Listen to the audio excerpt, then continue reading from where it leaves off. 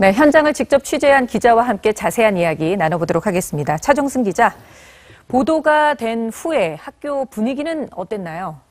네, 지난 일요일 첫 TV조선의 단독 보도가 나간 이후 어제도 제가 학교에 한번 다녀왔습니다. 네. 학교는 이번 주부터 여름방학 기간이어서 학교에는 한 방과 후 교육을 하는 학생은 70여 분 정도 남아서 좀 한산한 분위기였습니다. 네. 학생들은 이번 사태를 규명하기 위해 이미 지난달 전교생 450명을 대상으로 설문 전수조사를 실시했는데요. 일단 구성원 모두에게 공론화된 만큼 피해 사실을 끝까지 밝혀내야겠습니다. 네, 리포트에서 본 것처럼 피해자가 약 20명에 달한다고 하는데 이게 언제부터 어떻게 시작된 건가요? 저희 취재 결과 50대 체육교사는 지난해 그리고 40대 과학교사는 2년 전 각각 인근 중학교와 고등학교에서 이곳을 학교로 전근을 왔습니다. 지금까지 인사상 징계를 받은 전력은 없다고 지금 알려져 있는데요. 네. 학생 인권부장까지 맡았던 것으로 보면 학교에서는 적어도 겉으로는 크게 문제가 없었던 것으로 보입니다. 네. 경찰에 의하면 피해 학생들은 교사당 각각 10명이 넘어서 20명이 될 것으로 지금 파악이 되고 있는데요.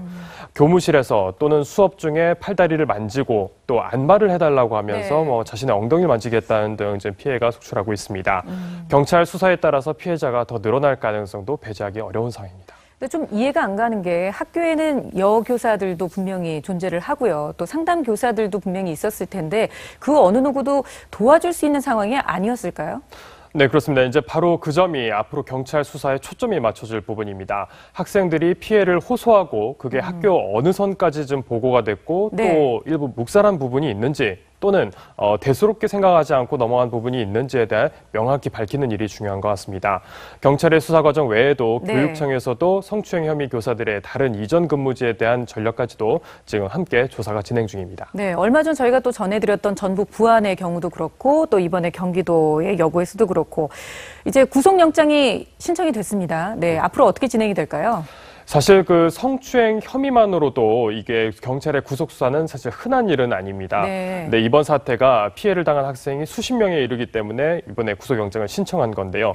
이 지경이 되도록 사실 알아채리지 못한 학교의 관리상의 문제점도 추가로 밝혀야 될 문제로 보입니다. 네. 연이은 사태에 사실 눈살을 찌푸리시는 분들 많을 텐데 이제 혼자 소갈이하는 학생이 이제 더 이상 발생하지 않게끔 일단 불거진 사태를 명확하게 규명하는 일이 최우선이겠습니다. 네. 그래야 이제 상처를 봉합하고 교권을 다시 세우는 일이라고 볼 수 있겠습니다. 네, 이후의 이야기도 기다리고 있겠습니다. 차정승 기자였습니다. 고맙습니다.